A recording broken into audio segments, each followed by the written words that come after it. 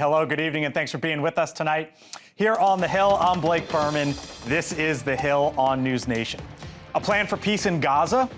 President Trump meeting with the Israeli Prime Minister Benjamin Netanyahu at the White House this afternoon. So, is the next move up to Hamas? If accepted by Hamas, this proposal calls for the release of all remaining hostages immediately, but in no case more than 72 hours. And it means the immediate end to the war itself, not just Gaza. It's the war itself.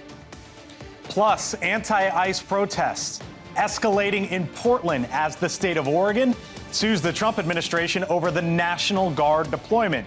We are live from the West Coast with the latest, also some news tonight in Illinois. Speaking of, in the Midwest, the FBI searches for a motive behind the deadly Michigan church attack, calling it a targeted act of violence. And from film to furniture, just some of the items now in the crosshairs of the new Trump tariffs. Why those two industries are next, what it means everywhere from North Carolina all the way out to Tinseltown. But first tonight, here from The Hill, a quick live look at the White House and Capitol Hill, as you see there on your screen. Top congressional leaders just wrapping up a meeting with the president on a possible government shutdown. The deadline tomorrow night at midnight. Mick Mulvaney here with me in a moment about what was discussed, what is likely to come next as the negotiations seem to be at a stalemate. But first tonight, a 20-point plan, but many more questions than that. President Trump and the Israeli Prime Minister Benjamin Netanyahu appearing together at the White House today. Both world leaders pitching their plan to secure the release of the hostages and to end the war in Gaza. At least we're at a minimum very, very close, and I think we're beyond very close. I believe that today we're taking a critical step towards both ending the war in Gaza and setting the stage for dramatically advancing peace in the Middle East. Now, the White House saying a ceasefire would happen as soon as both sides agree that the hostages will be returned within 72 hours at the latest. And Hamas members who lay down their weapons could receive amnesty or safe passage. Of course, we have yet to hear the response from Hamas, who launched the war on October 7th, 2023, a group, by the way, that has long been designated as a foreign terrorist organization across multiple administrations. Still a lot to get to tonight. We will hear from lawmakers on both sides of the aisle. Screen left, Marlin Stutzman is with us. Screen right, Congresswoman Jill Takuda. We'll hear their perspectives in moments. But first, out to our Kelly Meyer, who was in the room today with the president and the prime minister as they laid all this out there, Kelly, this 20-point plan saying this is what we think the way forward is, but still a lot to get done. Absolutely, Blake, and no questions taken. That was what was slated to be a press conference. The two leaders waiting until this deal is signed. And that's what we don't know tonight, what exactly the other side in all of this will say. That's Hamas. President Trump hopeful that Hamas will agree, but he had this message for them if they don't. Take a listen to this. Israel would have my full backing to finish the job of destroying the threat of Hamas, but I hope that we're going to have a deal for peace. And if Hamas rejects the deal, which is always possible, they're the only one left. Everyone else has accepted it. Now Netanyahu pledging if Hamas doesn't agree, Israel will finish the job. There was agreement, though, between Israel and Qatar today after Israeli strikes in Doha. Netanyahu calling to apologize, and then the three leaders promising to work together towards peace in that region. I want to also mention, Blake, just in that the 20-step plan, the Israeli prime minister saying, of course, that he supports this. It includes the release of the hostages, and it also includes a plan for a, quote, board of peace. That will be made up of President Trump and former UK Prime Minister Tony Blair to oversee temporarily the temporary government for Gaza. So a lot in that 20-step plan, but as you mentioned, a lot still needs to be agreed to here, Blake.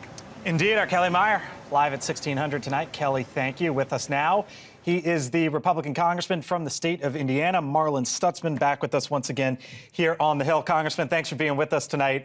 You were just in Israel last month, right? Yes. So you saw some of this firsthand. You heard from the president today. You heard from the prime minister as well. Where do you think all this stands today? Yeah, so I was in Israel in May and again in August, and to see what is happening on both sides. The Israeli military is in there doing a very tough job. Of course, they were the ones that were attacked October 7th, 2023. And of course, what's happening in Gaza, the people of Gaza are trapped there because Hamas won't let anybody out. So this is a big deal. I hope Hamas accepts it. They're the ones that started this. Let's, if this is the way to find their way out of it, good. But I think that Netanyahu being here, meeting with President Trump, shows that the world is ready to get this over with, get the hostages home, and make sure that the people are have an opportunity to, whatever's going to happen in Gaza, we'll see. But that has to stop somewhere. So you saw the president there. You saw, we see the images on our screen of the president of the United States, the prime minister of Israel. But then, of course, there's Hamas. Yeah.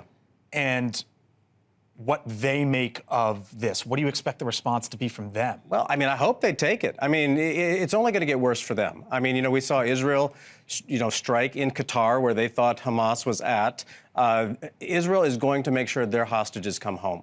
And of course, they've already started to work their way through Gaza, cleaning out Gaza City. Hamas is hiding behind the Gazan people. They're also hiding in their tunnels, in their tunnel system. This needs to end for them. I think even more so than because there's no way out for them. They need to accept this deal, and that way the Israeli hostages can come home, this war can end, and then whatever rebuilding in Gaza can happen can start. This is still, though, a ways away from early in March when the president said there would be hell to pay if the hostages aren't released. Yeah. That was March. Since then, it's been April, May, June, and so on. So does there need to be some sort of a firm red line of this is it or else? Well, I think this shows the patience of President Trump. It has shown the patience of the Israelis. Is it patience, or did he allow sort of a red line to be crossed? Well, I think it's been patience, hoping that others would come together and say, this has got to stop. But instead, we're seeing other countries starting to call for, blaming Israel, that it's Israel's problem here, that they need to be the ones to stop it. But at the same time, Hamas is holding hostages. So I think it has shown patience, but it's also showing that this needs to come to a stop. With Prime Minister Netanyahu being here in Washington, D.C. today, is his effort to say, we need to bring this to an end. All right. Marlon Stutzman, Congressman, Indiana, just was in Israel, in the Middle East. Thanks for being on tonight with us again. We'll see you soon.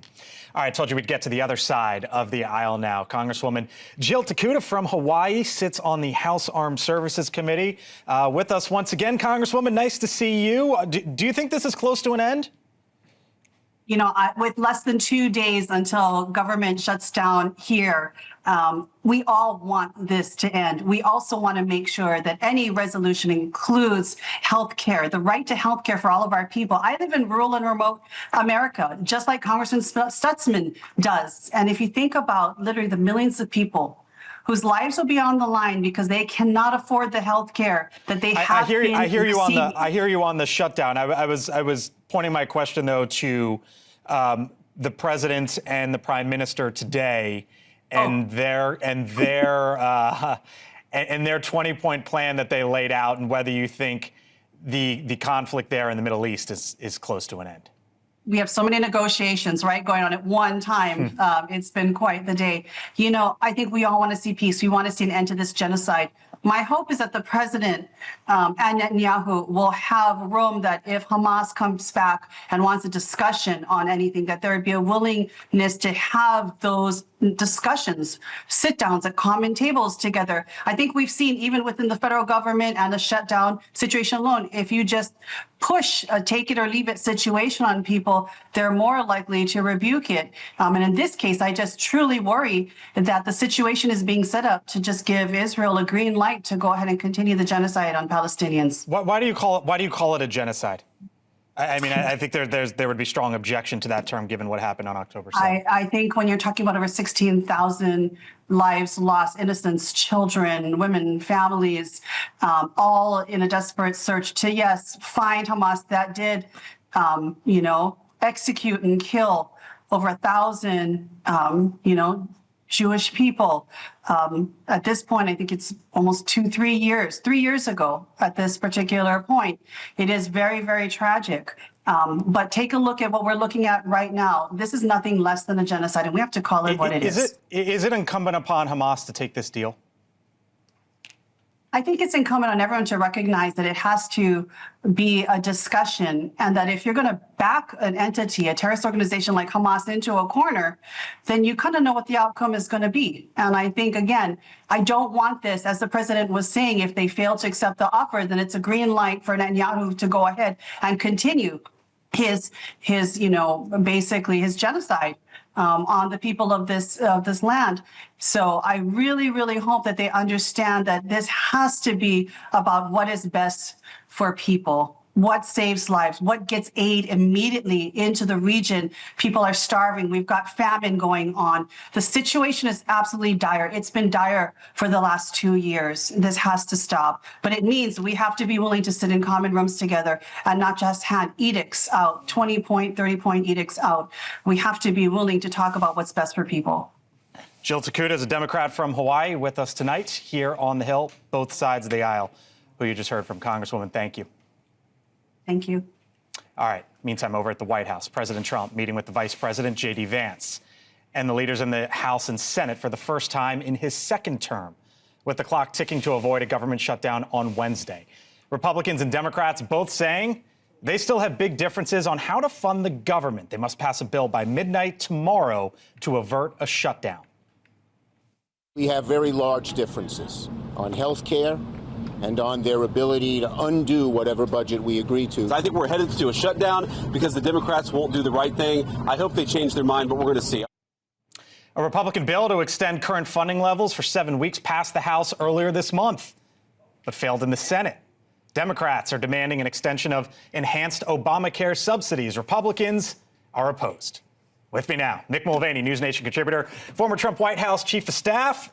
You know a thing or two about a shutdown? Hello, Berman. I've run a couple of them, yeah. You signed one of them, right? Yeah, the director of the Office of Management and Budget, the office I used to hold, actually runs the place during a shutdown. You think this is playing into Trump's hands? Why? Oh, absolutely. From your perspective, so, that's what you think. There's a saying from the military world, the key to winning a battle is picking the train on which to fight, and this is the battle on which the Republicans want to fight, especially the White House. I think what you're getting ready to see, look, all the Democrats say, oh, we're tired of Trump getting too much power, tired of seeing him expand executive authority, et cetera. During a government shutdown, the Office of Management and Budget runs the place. They decide who's essential, who's not essential. I mean, they're giving Donald Trump exactly what they say they don't want to give him. So you expect mass firings? Yeah, I do. What does that look like? Tens of thousands?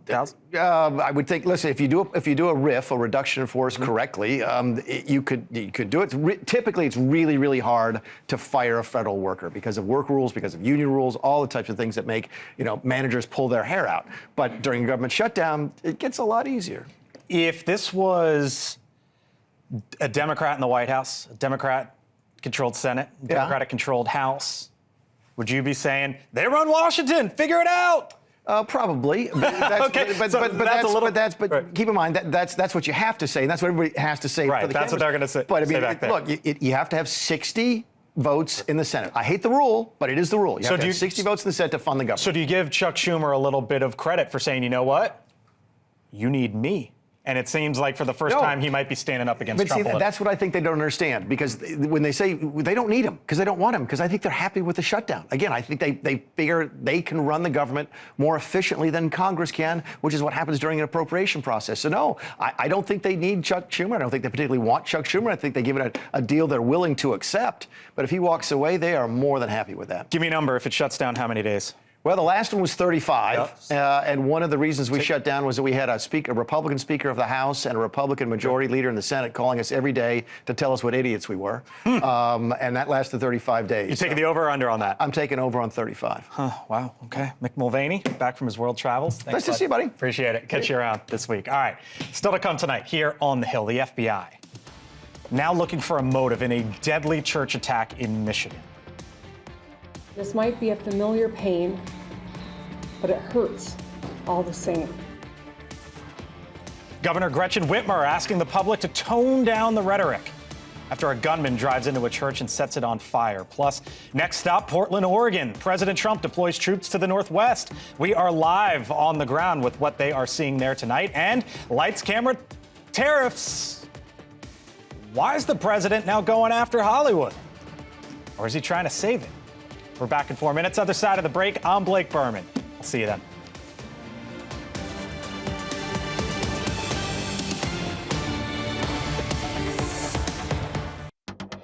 Today, this place has been shattered by bullets and broken glass.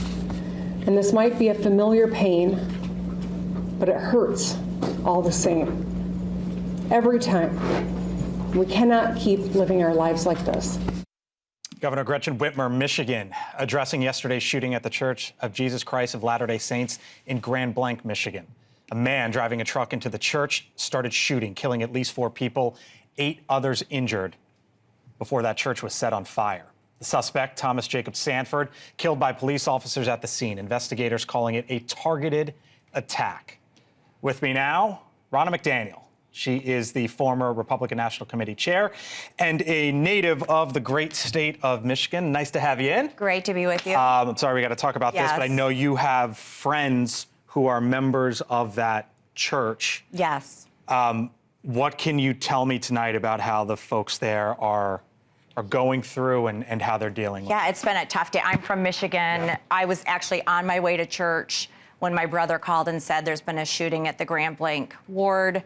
Our church was canceled yesterday. I went over to my brother's house, then my daughter called immediately and said her best friend was in that building. Her location showed, kids shared their location. Her location showed that she was in that building. So that panic of close friends being there, we were able to get a hold of them very quickly. Her dad let us know that they had heard the shots. They saw the boom come through the chapel when the truck hit. They fled. They helped some elderly people leave. They were in tears. They started running. They realized they were running towards the shooter and then changed directions. But it's traumatic. And when it's somebody you know, even if it's somebody you don't know, and also when it's your faith, I'm LDS as well, it's just changes everything. It's something we have to talk about as a community and as a faith. What is the conversation going forward? Well, I think with my kids, it's, what are we going to do when we go to church? Are we going to have guards? Or is this something that we're going to need now? I don't think it's going to be that way. I really don't. But that's a conversation you have to have next Sunday when you pack up the car and head to the chapel. Are we going to be a target? Is this a new reality for us? I think with any faith, that's something that we want to ask ourselves. And certainly we want to get to the bottom of this. But more importantly, we're grieving with those families that are suffering right now. And it's deeply personal. I know politically you're not obviously on the same aisle as Gretchen Whitmer, the governor. Here's what she said, and I want to get your reaction on the other side. Sure. I want to caution everyone. While we are working hard, while the good men and women who are working hard are doing so with due diligence, at this juncture, speculation is unhelpful and it can be downright dangerous. So just ask that people lower the temperature of rhetoric. What do you make of what she said there? I do think we shouldn't speculate. I think we do need to lower the temperature. Let's take a minute. Let's learn more about this man, what his motives were. We don't want to feed that fire. We don't want to make it political if it doesn't have to be. But we do need to understand why would he target a church, people of faith, knowing exactly the moment where most people would be in that chapel. I mean, it was intentional on that front. We need to get to the bottom of it. But we don't want more violence in this country. Yeah. I mean, we don't. My daughter, I was saying to her the other day, she had friends at the U of U shooting, and she had friends yesterday at the shooting in Grand Blanc. This is not conversations you want to be having. What do you, if you don't mind me asking, what do you tell her as a mother? I love you. Right. I'm sorry this is happening, but I also do want to turn down the temperature. And the president said it too. President Trump said we need to address the violence in this country. And we need to realize, we love each other. We don't want these things to happen in our communities, regardless of our political affiliations, our religious affiliations. This is not the country we want. You're back on the panel for us. I could see you're emotional. Obviously, it hits you. Like I said, this is now personal. We'll take a quick break. Thank you. Give you a few minutes, and then you'll come back on the panel, talk a little politics with us. Ronna McDaniel, thank you so much. All right. I mean, you can only imagine, right? If you know the folks, it's your community. You have to have these conversations with your own kids. Still much more ahead tonight here on the Hill. The White House says it is now sending the National Guard to Portland. These are not peaceful protests. These are coordinated attacks by radical extremists, and they end now. She is, of course, the Attorney General, Pam Bondi, calling out, as you heard there, rowdy protests, but the decision already facing some pushback and news tonight on Chicago. And is your next furniture purchase about to cost more? Think about it. You're heading into the holiday season. Maybe you're like, you know what? Time to load up at the end of the year. What the president is doing now, and is it the right time? When we return.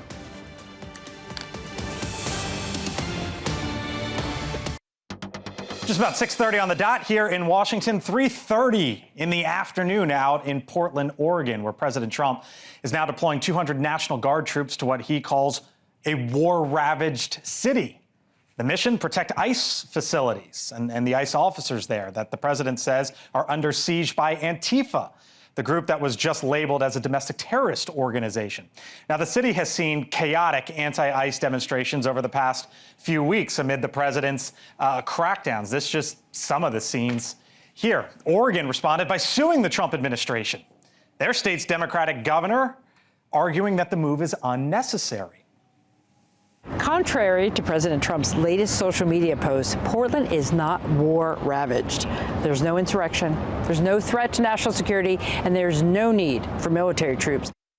Now, the protests continuing over the weekend. Last night, 2 people arrested for assault outside the ICE facility that's been targeted by protesters. 1 even carried away by federal police. Our Nancy Liu live in Portland this afternoon with what she is seeing out there in the Great Northwest. Hello, Nancy. Hi there, Blake, and it's been pretty quiet here so far today here at the ICE facility in South Portland. Just a handful of people here. You hear some yelling when cars come and go.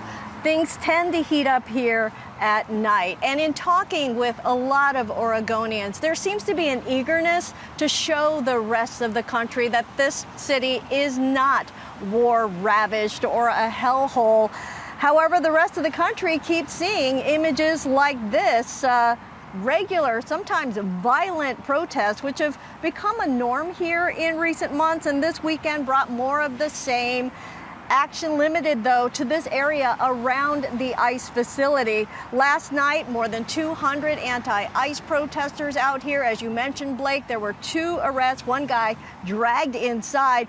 But state leaders, they do not want help from the National Guard. Within hours of receiving federal notice, the state sued the Trump administration to block any deployment of the Guard. Among residents, though, there is support for a military presence. They are tired of all the protesting, and they want to remain anonymous, though. Take a listen. I'm a liberal, and I'm having a problem with this. I want it to stop. The nasty side of things needs to be conveyed. It needs to be understood that there are nasty things going on here. It's not just, quote unquote, peaceful. It is not peaceful at night. And Blake, we're just getting word now from the Oregon Military Department that the Guard deployment could happen as soon as Thursday and possibly sooner.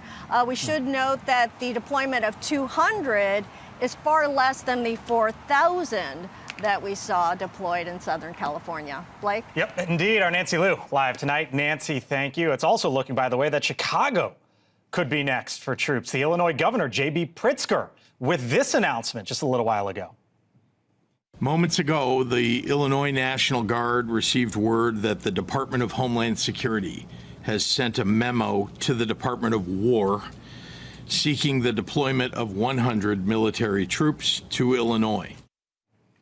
The president has floated the idea numerous times, as you know, in the recent weeks. For now, federal Border Patrol agents are on scene to support Operation Midway Blitz.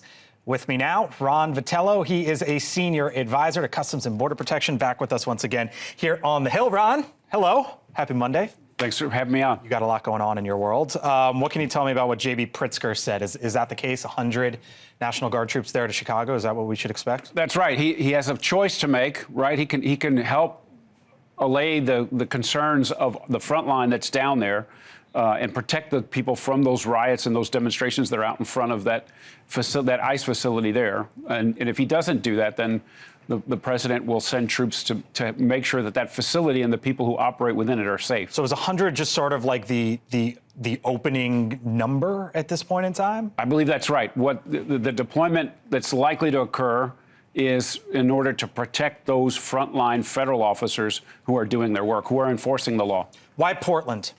Same process. The ICE facility in Portland has been a target of Antifa and groups that are allied with Antifa for decades. When I was the acting ICE director, they took the building over, completely had it in their control because the local authorities did not want or did not have the resources to keep control of that space, to keep control of a block in their own downtown. That's the problem that they're having now. There are regular protests which turn violent every single day in Portland, and the police department is not equipped or doesn't want to or can't or is not allowed to protect the citizens in the city. So the president said, I am also authorizing full force if necessary. That was part of his post over the weekend. Full force, what does that look like? Well, they're going to deploy in a manner that protects the front line so they can protect themselves. So all the tools and the capabilities that they need to protect themselves and do the mission, they'll have that with them. So just go 30,000 feet here for a second. We saw the National Guard here in Washington, D.C. The president has talked about Chicago, and it sounds like that's happening. He's talked about Memphis. That sounds like it's going to happen, and Portland any day now. Is this just the beginning? Like, is it going to, how much further do you expect this to go? Whatever it takes, right? We have to be able to. Could that be like dozens of cities then, in theory, or? I'm sure it could. Yeah, if ICE and the other federal agencies that are performing the mission of immigration enforcement or enforcing other federal crime can't do it safely. The Department of Homeland Security, like other departments in the government, like other states and cities, call on the National Guard or call on military troops to protect them while they do their work. If that's required in other places, then I'm sure the president's willing to do it. All right. Ron Vitello, Senior Advisor over at Customs and Border Protection. Nice of you to come on in. Thank you. Appreciate it. All right. With me now, former George W. Bush White House official, Ashley Davis, News Nation contributor, Chris Cillizza. We got to update your title, Ashley. Oh, thank you. DC power player. How about that? Operator. I love it. What'd you hear there from Ron? Do you think this is just the beginning here? Yeah, I hope so. And I want to thank Ron and the rest of the government and ICE and CBP that are helping secure our borders. I mean, this is why one of the best issues that President Trump was elected on. And Democrats are going to continue to lose on a law and order issue. I was watching the mayor lead up to this, and when she's saying that Portland's safe, no, Portland's not safe. If you're a business in Portland, you are, and Chicago's even worse. You're looted, people are killed every weekend. I mean, it's just a disaster. And so, if you're illegal in this country and you have ICE and CBP that are going to arrest you, and you have help from the federal government, I don't understand, besides that you hate Trump, that these mayors are letting it happen. It's great politics for Trump, which is why I continue to expect that he'll do it more in more cities. People may not always love the execution of sort of how they do round these folks up. But the broad idea, again, Democrats cannot get caught on well, I mean, it's not as much crime as it once was. You should have seen what it used to look like, right? That's a loser, politically speaking. And I think Ashley's right. Like, if my choice is the Epstein files, the economy / tariffs, or this, well, Donald Trump is clearly in his best footing talking about law and order enforcement, bringing order from chaos. All of those things are good. It's why I think he's going to continue to do it. And again, for me, Democrats have to stop being so blinded by their hatred of Trump. I get that they hate him, but you must offer livable, workable solutions. Okay, you don't want to do it this way, fine. But what should we do to make it better? You just can't say, like, Donald Trump is Hitler. You have to offer an alternative take that addresses people's concerns in these cities. And, you know, look, J.B. Pritzker's running for president. He's not going to do it because he wants to be a Democratic nominee, and liberals hate this. I would note, deploy the National Guard to the city in your state. 38% support, 49% oppose. So there is some pushback there, real quick. But so did so many people here in Washington, D.C. I live in the city. It's the safest it's ever been. I mean, It was horrible. And post-COVID, I mean, COVID, it got really bad. Post-COVID, it got even worse. I mean, so everyone's saying that, but then everyone's kind of like, oh, yeah, I'm not worried about my restaurant's going to get looted. You mentioned Epstein files. We're not going to talk about that. There's no news today. We are talking about tariffs, though. Yeah. On the other side, because there is some big news on that front. Stick around. Yes. Yep. Furniture, right? You in the market for furniture? That is now suddenly on the president's tariff list. Why he's moving in that direction? When we return. NewsNation's shaking up the competition in a way that no other cable channel has. It's out with the old and in with the new. NewsNation beat CNN and MS combined. NewsNation, news for all Americans. All right, so it's not just the movies that you might watch at home, but also perhaps the couch you sit on to watch them. Hollywood and even the furniture industries, just two more that could be heavily impacted by the president's tariff policy. He posted in part, quote, "Our movie-making business has been stolen from the United States. California, with its weak and incompetent governor, has been particularly hard hit. I will be imposing a 100% tariff on any and all movies that are made outside of the U.S." And just minutes after that, this, quote, "In order to make North Carolina, which has completely lost its furniture business to China and other countries, great, again, I will be imposing substantial tariffs on any country that does not make its furniture in the U.S. Now, to give you an idea of how much is at stake here, in 2024 alone, the U.S. imported $26 billion worth of furniture, about half of that coming from Vietnam and China. All of this as there's an impasse today on negotiations to prevent a possible government shutdown, and it may not surprise anyone to hear that both sides are blaming each other.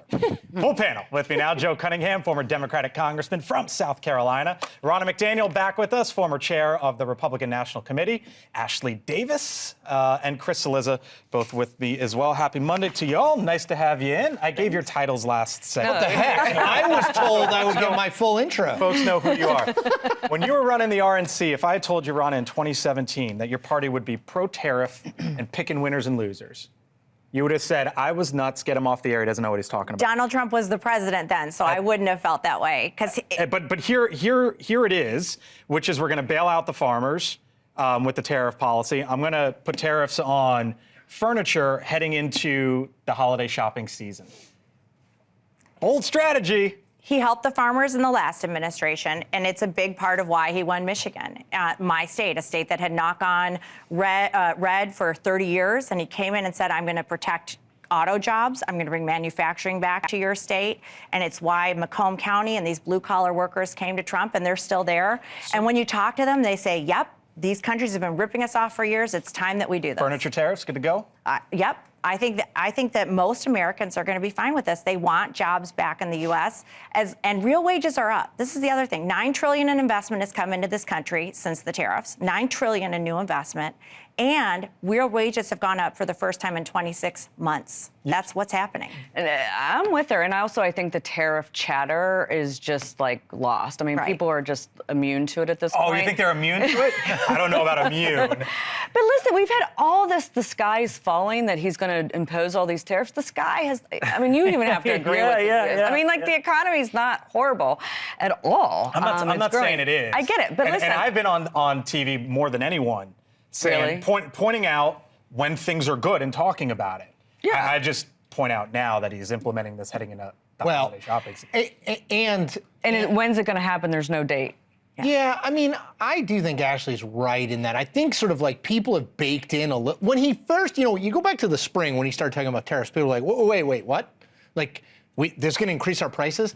I think the market, I don't know if the average person even knows what a tariff is, candidly, but like the market has kind of baked all this in. It's like, well, it's Trump. Like, it's on today, it's off tomorrow. I mean, I feel like it's a full-time job, literally, to just chart where we are with different countries and on different products. I mean, it feels like every day. So in some ways, he benefits, I think, from that. It's a little bit of a cluster information-wise. The one thing I will say that has not happened, there has not been a concerted messaging effort from Democrats. That will happen in the 2026 midterms about affordability on everyday goods. Donald Trump said he was going to lower grocery prices. Has he? That's when I think we'll find out how salient it is. Here's Gavin Newsom, Joe. You're already paying more for eggs, coffee, toys, shoes, electricity, furniture, cars, Ashley's sighing, and flights. Now Trump wants to raise taxes to see movies, pay more and enjoy nothing. That's Donald Trump's America. Do you think that's the message? I'm not sure rushing to defend Hollywood is a winning strategy for Democrats. It is if you're the governor of California. I would stick more on the eggs and the homes, personally. Okay. And my approach to this is, we'll see. Right, because I do think Democrats have been alarmists on, okay, tariffs are taxes. Yes, we know that. We'll see what kind of impact these have come midterms or come 2028. My biggest concern personally is housing has become so unaffordable for Americans. And like it or not, or if it's right or not, the president will have responsibility for this. If it comes down, he'll own that. If it goes up, I think he'll own it as well. But I was just looking at something. The median age for buying a home in the 1980s was 28 years old. Yeah. Now it's 38 years old. Yeah. I mean, it's insane how out of reach the American dream has become. It's not even just housing, buying a house, it's rent. Yeah. And we're seeing that too. Cost of living issues are still going to be number one. One of the issues in this town right now is the concept or the idea or the possibility leaning toward a government shutdown come tomorrow night. Here was both sides earlier today. Watch. During the Biden administration, there were 13 threatened shutdowns. The Republicans in the minority did the right thing. We kept the government open. We're simply asking for the Democrats to do the same. When I was leader, we negotiated 4 times with Republicans, and we never had a shutdown. And so it's up to the Republicans whether they want to shut down or not. All right, so let's be very clear. The left is going to say it's the right's fault. The right is going to say it's the left's fault. No one learns anything. We move on. But Congressman, how does this end? I think most people want to know. I mean, I think is it going to happen? And if so, how long? I think it'll be for a very short term. I mean, I came into Congress in 2019 in the longest government shutdown. It was over 30 days. Yeah, 35. That's when it starts to get very painful, right? I mean, I stood in front of the Coast Guard, new Coast Guard members who were not getting paid, and it was tough because most Americans live paycheck to paycheck. A week or two, they get back pay, people move on. But if it goes beyond a month, it becomes a lot more painful. I think Republicans have been a lot better on messaging. And I do worry, even though Republicans are in full control right now of the House and the presidency, I do worry that Democrats will catch their fair share of blame because it comes back to credibility. Because in people's minds, they remember, Chuck Schumer in the Oval Office with Trump, and Trump threatening to shut it down a couple of years ago, and Democrats saying you cannot shut down, you cannot shut down. Right. Now this goes back to credibility. What's the off ramp here? I think we're going to have a shutdown. I mean, whether it's tomorrow night at midnight or right after the midterm elections, which I would assume is when after the 2025 election, which I assume is when they push it off to. The government is broken. I mean, the congressman can speak to this. It doesn't do anything. I mean, the fact that it worked fine when I was there. Yeah, right. It just the fact that we can't do the most basic things, right? You were supposed to pass appropriations bills that keep the government funded. We don't do that at all anymore. Instead, we pass this one big thing that we only do on the verge of brinksmanship. It is like writing a term paper at the end of every college semester and saying that work that I did from 4 to 7 a.m. before it was due was my best work. Of course, it's not your best work. What would you tell the folks in Michigan? Well, first of all, I think the Democrats need a shutdown. I think the Democrat Party, the voters are saying to Hakeem Jeffries and Schumer, you need to show some resistance. I don't think they want to do this. I think they know it's not good for the country, but they're feeling pressure from their base to do this because their party's rudderless right now. So I don't think their messaging on it has been very strong as to why they want to shut it down. And Mike Johnson made a great point. We kept it open 13 times because we did the right thing for our country. Democrats need to do the same thing. How long does this last? Well, Well, first of all, I think this is just like horrible for the country that we're in this position. I mean, you lived through it, it's exhausting. But you're right, I don't think Schumer would ever want to shut down the government. I think his hands are tied. But I was just doing the math today. I don't think that the House can physically get everyone back by tomorrow night. So I do think, and I usually am the one that says the government's not going to shut down. This is all rhetoric by the media, blah, blah, blah, blah, blah. But I don't know how they do it. We got to leave it there. We have a commercial. Okay. But I will be back on the other side. Thank you all. Appreciate it. Still to come. Other side of the break. What's trending? The top stories when we return.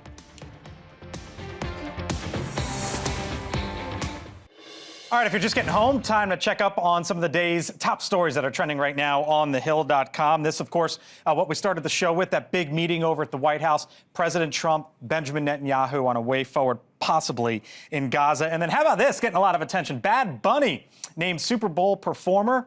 There's also this, after skipping U.S. dates over ice fears. Some of what folks are clicking on. For those stories and more, head on over to thehill.com. All right, time for my take now. Some big news over the weekend. The New York City Mayor, Eric Adams, announcing that he's out, leaving the mayoral race in the Big Apple between the Democratic Socialist Zoran Mamdani and the former Democratic Governor Andrew Cuomo, along with the Republican in the race, Curtis Sliwa.